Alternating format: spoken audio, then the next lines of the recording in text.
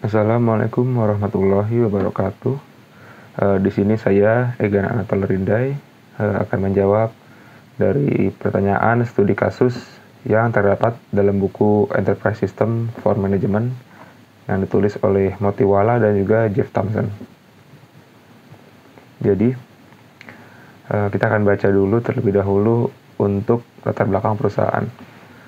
Rolls-Royce adalah perusahaan global dengan beberapa divisi yang lebih dari 14 negara. Nah, ini beroperasi di 4 pasar global, dirgantara sipil, dirgantara pertahanan, kelautan, dan juga energi. Pada tahun 96, Rolls-Royce mengalihkan 90% dari fungsi IT-nya ke kontraktor yang disebut dengan Electronic Data Service atau EDS. Nah, berarti bahwa EDS ini tuh bertanggung jawab untuk mengawasi yang udah ada, struktur TI, serta memberikan solusi TI yang memadai untuk kemakmuran masa depan perusahaan. Rolls-Royce ini menggunakan lebih dari 1.500 sistem legacy atau mainframe yang tidak akurat dan juga mahal untuk dioperasikan serta sulit untuk dirawat. Nah, kebutuhan akan Enterprise Resource Planning atau ERP ini dicatat selama akhir tahun 90-an di Rolls-Royce untuk menangani volume data yang diproduksi dan diproses dari akuisisi baru dan pertumbuhan keseluruhan yang dialami pada perusahaan Rolls-Royce. Nah, pada tahun 2001, Rolls-Royce memutuskan bahwa SAP atau R3, platform ERP yang terdiri dari 12 modul fungsional, akan diimplementasikan di divisi kedirgantaraannya. Ada banyak tantangan yang harus diatasi oleh Rolls-Royce agar implementasi ini berhasil. Nah, untuk mengatasi tantangan yang ada, Rolls-Royce harus memiliki tim IT yang baik dengan strategi yang layak juga. Oleh karena itu, proyek T1LE ERP terdiri dari tim manajemen spesialis dari EDS yang kemudian mempekerjakan konsultan SAP untuk memberikan bantuan teknis khusus dalam penerapannya. Nah, di dalam tim proyek ini terdapat dan staf yang memiliki pengetahuan penting tentang hubungan bisnis lintas fungsi dan pengalaman sistem lama. Dalam hubungan ini dengan tim terdapat beberapa unit operasional atau OBU. Masing-masing ini memiliki tim manajemen perusahaan ERP-nya sendiri yang bertanggung jawab untuk melaksanakan perubahan dan juga pelatihan kerja. Nah, tim ERP di Rolls-Royce dapat diklasifikasikan di dalam 3 kategori, yaitu budaya, bisnis, dan juga teknis. Tantangan dari tim budaya ini adalah untuk mengatasi masalah-masalah yang berasal dari apakah atau tidaknya SAP akan diterima oleh pengguna di seluruh perusahaan dan apakah akan memberikan yang sama functionality sebagai sistem warisan sebelumnya. Nah, tim budaya ini memutuskan untuk mengilustrasikan manfaat bagi perusahaan secara keseluruhan untuk mengatasi kekhawatiran. Dan mereka juga melakukannya dengan melatih individu di seluruh Rolls-Royce. Pengguna spesialis dilatih, dan mereka pada gilirannya itu dilatih bersama pengguna ahli. Nah, bersama dengan rapat dan presentasi, mereka akan memungkinkan pengguna sepenuhnya untuk memahami dan memanfaatkan dari fungsionalitas tersebut. Nah, selanjutnya tim bisnis ini, dia harus mengatasi masalah yang bersumber dari fakta bahwa SAP ini membutuhkan struktur proses bisnis yang kaku sehingga memerlukan implementasi vanilla. Nah, ini berarti bahwa praktik kerja di Rolls-Royce harus diubah untuk memenuhi tuntutan fungsional SAP.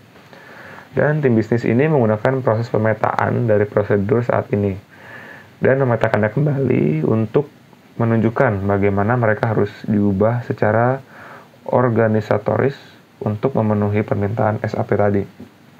Nah, secara keseluruhan modifikasi itu mahal untuk perangkat lunak seperti SAP itu telah dihindari. Selanjutnya, tim teknis ini harus mengatasi masalah, terutama untuk menghindari kemungkinan data yang tidak akurat. Tantangan utama mereka adalah membersihkan data selama selama migrasi data tersebut.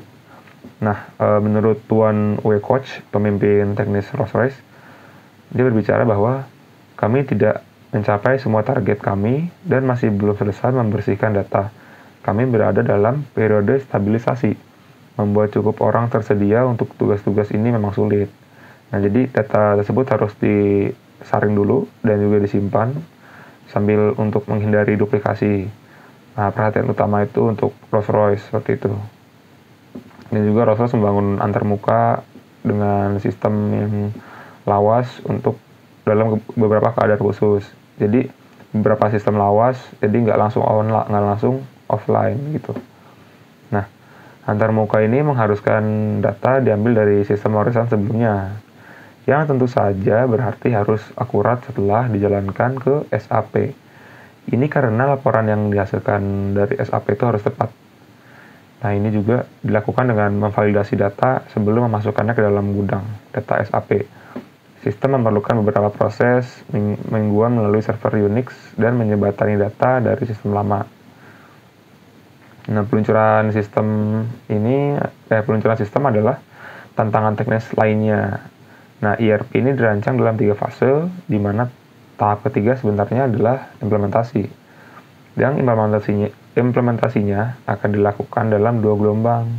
Gelombang pertama akan difokuskan di sekitar penggantian sistem warisan, dan juga gelombang kedua dilakukan untuk mengimplementasikan elemen sisa seperti logistik dan sumber daya manusia yang tidak dikonversikan sampai gelombang pertama benar-benar berhasil.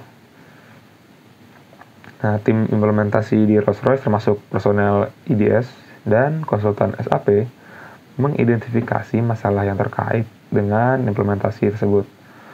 Untuk perusahaan itu sendiri mereka belum dapat berkembang menjadi masalah yang akan menghambat dan kemungkinan menyebabkan implementasi ini gagal. Oleh karena itu, strategi implementasi yang baik memungkinkan upaya tersebut. Nah, dalam kasus ini tentunya menjadi bukti positif bahwa memiliki tim implementasi ERP yang solid dan berpengetahuan luas yang dapat mengantisipasinya masalah selama implementasi. Sambil mengedepankan strategi yang solid adalah sebuah kunci kesuksesan dari keberhasilan tersebut. Dan Rolls-Royce juga terus melihat masa depan untuk mengadopsi teknologi, metodologi, dan juga proses baru untuk membawa mereka ke level berikutnya. Sekarang kita masuk ke pertanyaan kasus yang pertama. Apa pendapat Anda tentang proyek implementasi dari ERP Rolls-Royce ini? Apakah mereka memiliki strategi implementasi yang tepat?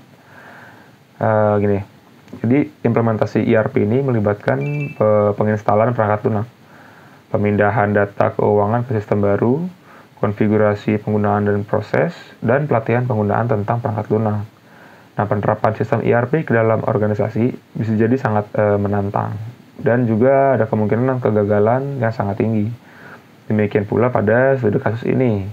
Nah, Rolls-Royce menghadapi banyak tantangan, tetapi mengingat bagaimana mereka siap dan menangani setiap tantangan, Rolls-Royce tampaknya memiliki strategi implementasi yang efektif. Bagian terbaik dari strategi mereka adalah bahwa mereka mempekerjakan orang-orang yang profesional dan berpengetahuan, memisahkan setiap tugas dan menugaskan tim yang sesuai, serta memiliki bantuan khusus pada setiap tugas kecil yang bila diperlukan, dan membagi proses ke dalam fase yang berbeda. Jadi berdasarkan uraian di atas, Rolls-Royce berhasil menandai semua kotak yang membuat implementasi ERP ini berhasil. Oleh karena itu menurut saya mereka memilih strategi yang tepat. Nomor 2, diskusikan faktor sukses dari strategi implementasi Rolls-Royce dan juga peran Subject Matter Expert atau SMES.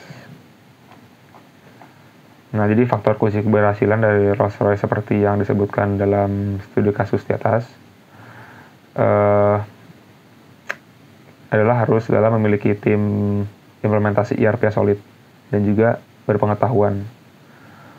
Kemudian, memilih orang yang tepat untuk proyek ini dan memisahkan mereka yang menjadi tim yang tepat adalah faktor kunci yang penting dalam keberhasilan. Hal ini membuat tim bisnis dapat menggunakan pengetahuan mereka dan juga menganalisis kebutuhan bisnis dalam skala operasi untuk memilih solusi ERP yang tepat. Banyak juga implementasi ERP yang gagal dalam memilih antara custom atau vanilla dan kemudian berakhir melebihi anggaran atau gagal karena tidak dapat memilih solusi ERP yang tepat. Nah, setelah memilih solusi ERP yang tepat, masih penting untuk mengintegrasikan sistem baru dalam organisasi dan melatih karyawan juga untuk menggunakan sistem baru tersebut. Nah, dalam hal ini, tim budaya dari Rolls-Royce berhasil menjual sistem kepada pengguna melalui berbagai presentasi juga program pelatihan. Selain itu, tim teknis menggunakan metode peluncuran bertahap untuk mengimplementasikan sistem yang merupakan faktor kunci utama lainnya. Dengan cara ini, pergantian terjadi dalam gelombang yang berbeda dan dalam jangka waktu yang cukup lama, yang memungkinkan perusahaan untuk perlahan beradaptasi dengan sistem yang berlawanan dan harus beradaptasi dengan sistem. Nah, sistem sebelumnya itu sudah lawas dan tidak segera dikeluarkan juga yang memungkinkan teknis untuk menganalisis data dan memastikan laporan akurat sebelum segera beralih ke yang baru. Oleh karena itu, semua faktor ini digabungkan dan mengarah pada keberhasilan implementasi sistem baru di Rolls-Royce. Sekarang, yang pertanyaan terakhir yaitu, saran apa yang dapat Anda berikan kepada tim teknis Rolls-Royce tentang pendekatan mereka dalam migrasi sistem lama dengan perangkat lunak SAP? Ada banyak faktor yang mempengaruhi kepuasan tentang apa yang harus menjadi pendekatan untuk implementasi ERP. Nah, dalam hal ini, tim teknis menggunakan metode peluncuran yang bertahap yang berhasil dengan baik bagi mereka. Saran saya akan berikan kepada tim teknis adalah membuat proses di mana pengguna diharuskan menggunakan sistem lebih baru dari sistem yang lama selama proses rollover. Jadi semua pengguna harus menggunakan sistem baru sehingga mereka dapat memastikan bahwa pengguna terbiasa dengan sistem baru. Jadi pelan-pelan jangan langsung pindah ke sistem baru. Karena paling sering orang cenderung menggunakan sebagian besar yang mereka kenal.